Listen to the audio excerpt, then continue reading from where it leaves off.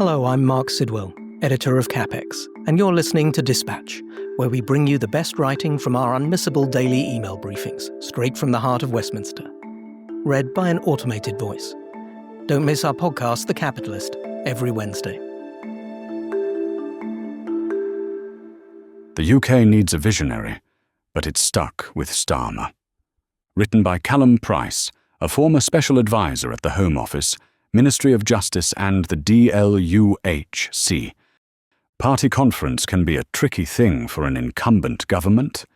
It offers a rare opportunity to play pure politics to teams of ministers who spend the majority of their time surrounded by civil servants and dealing with the boring and difficult reality of governing. Used well, a conference can lift the mood of your troops and reinvigorate an administration with a renewed sense of purpose, reminding MPs why they're all there in the first place. But poorly managed, a party conference can accelerate what might be already falling. Sir Keir Starmer will be wary of showing up in Liverpool this weekend to face the party faithful. They will not be reassured to see Andy Burnham's major intervention land on the front page of the New Statesman and the Telegraph.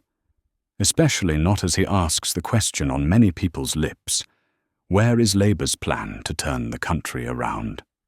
Since being elected, the current government has struggled to define and communicate what its guiding philosophy is. What is their vision for a better Britain, and how do they intend to deliver it? Other than by not being the Tories. Clearly, this is the motivation behind the various attempts at government resets and phases that we have seen. Vast plan for change, documents and speeches in northern factories are all noble efforts to string a coherent narrative through a disparate set of managerial policy solutions. But it clearly isn't working.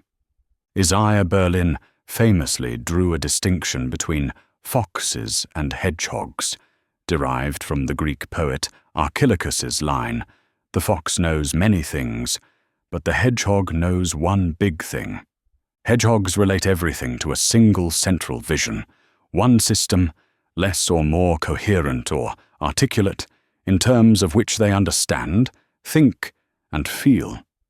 Meanwhile, foxes pursue many ends, often unrelated and even contradictory, connected, if at all, only in some de facto way, related to no moral or aesthetic principle.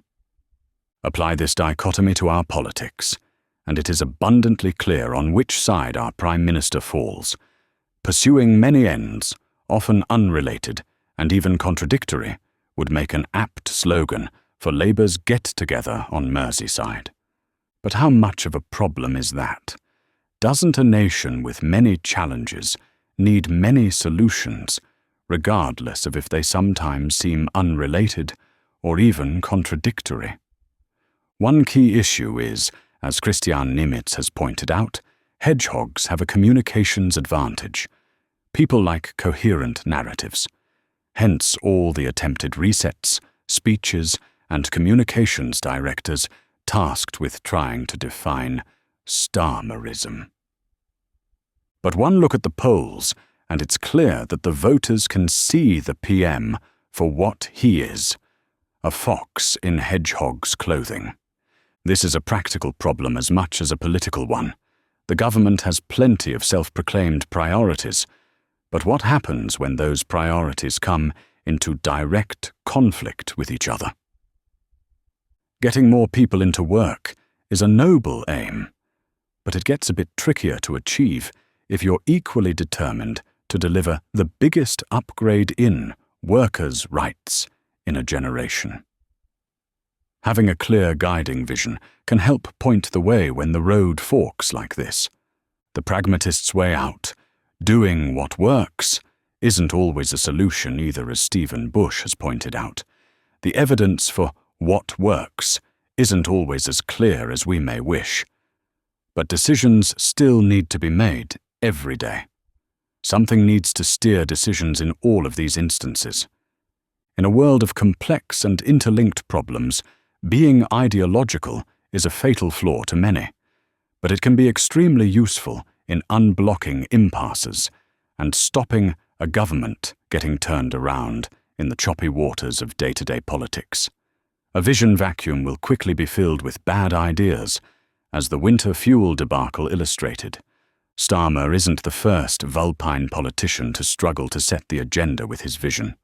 His predecessor Sunak had similar issues, as anyone who can remember the 2023 party conference will recall, though in his defense, managing the tail end of 14 years in power is extremely different to being at helm at the beginning of a new 5-year stint. Obviously, just having an ideology isn't enough.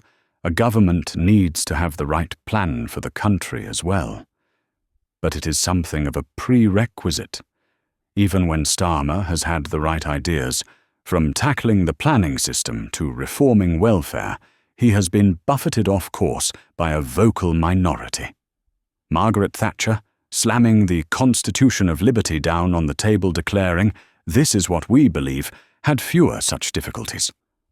Of course, there's also another politician in the news at the moment, seemingly without such difficulties, Andy Burnham.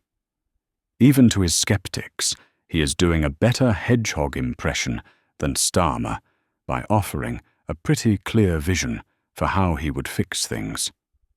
A Burnham Labour Party would provide a consistent narrative and clear marching orders and a platform to rally their voters. Unfortunately, it seems to involve a lot of nationalisation and a fascinating concept called business-friendly socialism, which sounds like something that will definitely not backfire at all.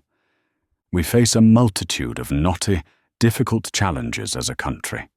The tax burden, government debt, and net migration numbers are all higher than they ever should be, while growth, home ownership, and overall levels of opportunity are lower.